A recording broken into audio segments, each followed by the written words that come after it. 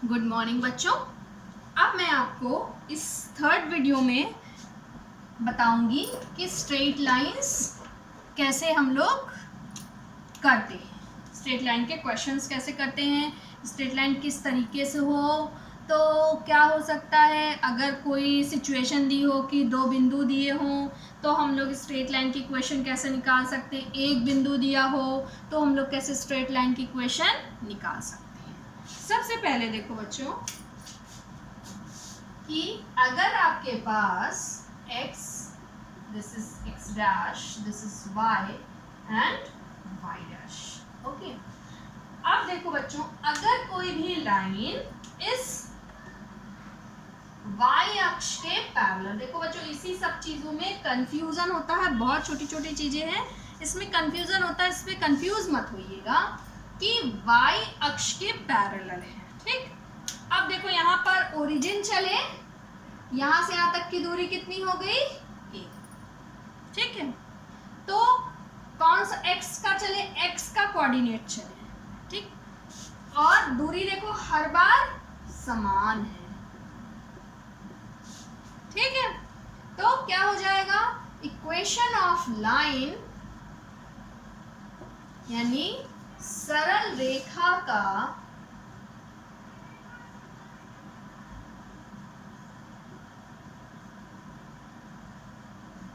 क्या होता है समीकरण बराबर, देखो ये x में a दूरी चले, x बराबर a हो जाएगा। और इसके अकॉर्डिंग अगर हम लोग x एक्सिस के पैरेलल चलते हैं, ठीक है, तो यहाँ पर b डिस्टेंस चले, तब क्या हो जाएगा सरल रेखा का समीकरण, जब लीजिए पूरा सेंटेंस पूरा कर दीजिए, जब रेखा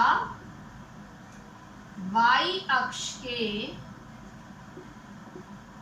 समांतर होगी, that is this is parallel to y axis, then equation of a straight line is x equals to a, ठीक है। अब आप आ जाओ कि अगर रेखा x अक्ष के पैरेलल हो गई तब क्या करेंगे,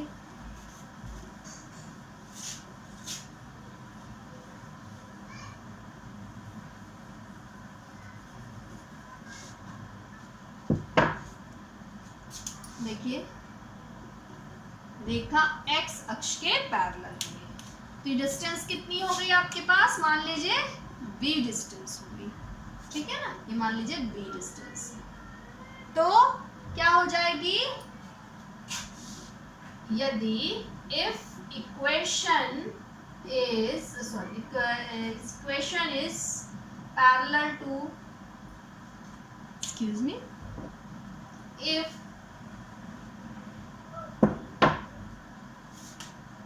if line is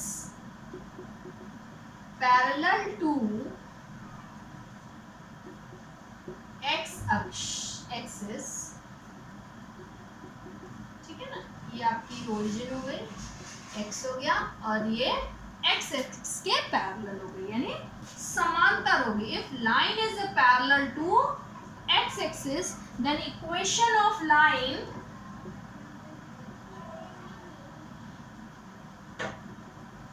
equation of line क्या हो जाएगी, आपने यहां से यहां तक किस डायरेक्शन पे चला, y डायरेक्शन पे चला, तो y इक्वल्स टू b हो जाएगा, इसमें x इक्वल्स टू a है और यहाँ पर y इक्वल्स टू b हो जाएगा, ठीक है बच्चों।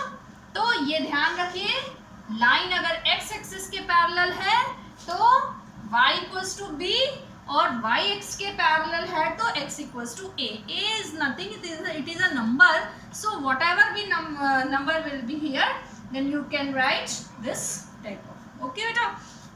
अब बारी आती है कि हम लोग स्लोप, आपका नेक्स्ट है, देखिए बुक पे दिया हुआ है स्लोप इंटरसेप्ट फॉर्म, पहले पॉइंट स्लोप फॉर्म दिया हुआ है, फिर स्लोप इंटरसेप्ट फॉर्म दिया है, पॉइंट नेक्स्ट आपका है पॉइंट स्लोप फॉर्म। चलिए अब हम लोग पॉइंट स्लोप फॉर्म पे चलते हैं।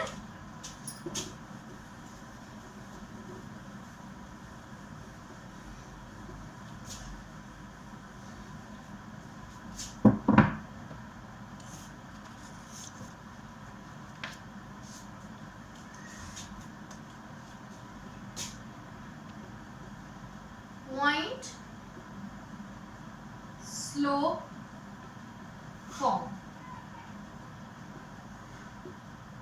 ठीक है ना, पॉइंट स्लोप फॉर्म, यानी एक बिंदु दिया हो, एक बिंदु दिया हो और ठीक है, तो इसका हम लोग कैसे फाइंड आउट कर सकते हैं। जैसे आपको मान लो ये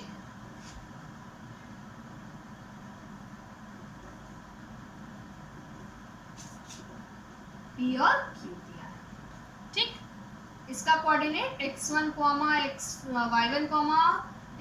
y1 और इसका x2 y2 है।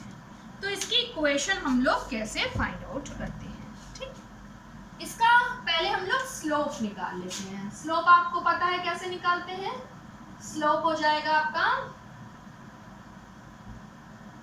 y2 minus y1 upon x2 minus x1। हमने इसके पहले वीडियो में आपको बताया था कि अगर दो बिंदु दिए हैं तो उनके बीच का स्लोप यानी झुकाव हम लोग कैसे फाइंड आउट करते हैं, y2 minus y1 upon x2 minus x1, ठीक है।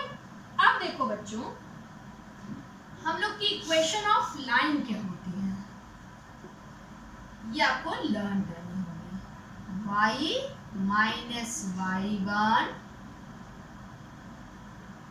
y2 minus y1 upon x2 minus x1 x minus x1, ये आपका फॉर्मूला, यही आपका पॉइंट स्लोप फॉर्मूला होता है। आप डायरेक्ट प्रवणता निकाल लीजिए और स्लोप निकाल लीजिए। इसको स्लोप को हम लोग प्रवणता भी कहते हैं, ठीक है, स्लोप, ठीक है, ग्रेडियंट भी कहते हैं। तो y2 माइनस y1 आपका निकल जाएगा। अब हम लोग इस प्रवणता को m से भी प्रदर्शित करते हैं। y minus y1 equals to mx minus x1 हो जाएगा, ठीक है। तो ये आपकी होगी पॉइंट स्लोप फॉर्म हो जाएगी। अब नेक्स्ट आपका है स्लोप इंटरसेप्ट फॉर्म। ये बहुत इंपॉर्टेंट फॉर्म है, इसको आप जो है पढ़े हुए हैं 10th क्लास में, लेकिन इसको हमें रिकॉल करना है क्योंकि ये हमारा बेस है। स्लोप इंटरसेप्ट फॉर्म,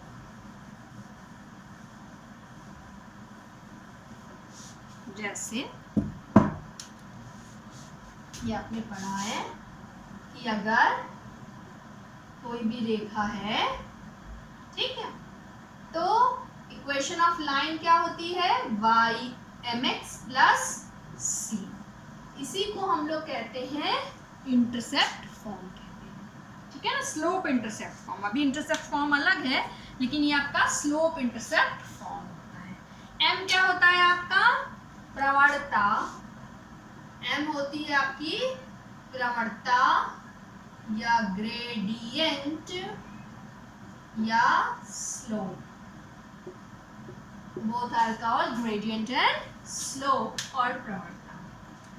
एक चीज इसका ध्यान रखना कि ये C क्या है।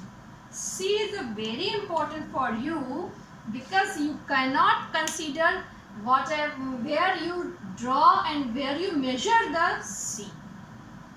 आप कहाँ से C फाइंड आउट करेंगे, ये बहुत ही जरूरी चीज है।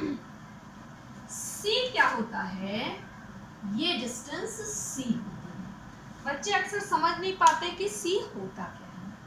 C ये होता है कि रेखा ये जा रही है, ये रेखा y अक्ष पर कटा अंतःखंड यानी इंटरसेप्ट, यानी y अक्ष के इस हिस्से पर कितनी दूरी पर कट करती है। तो यानी आपका क्या है, C क्या है कि रेखा द्वारा y अक्ष पर कटा अंतःखंड। ओके बच्चों, तो रेखा द्वारा, इस स्ट्रेट लाइन के द्वारा कटा अंतःखंड या इंटरसेप्ट y बराबर mx प्लस c। अब देखो बच्चों, इसी लाइन को अगर हम लोग मूल बिंदु से ले जाएं, इसी लाइन को हम लोग मूल बिंदु से लेके जाएं, यानी ओरिजिन से ले जाएं। अब बताइए इक्वेशन ऑफ लाइन क्या हो जाएगी?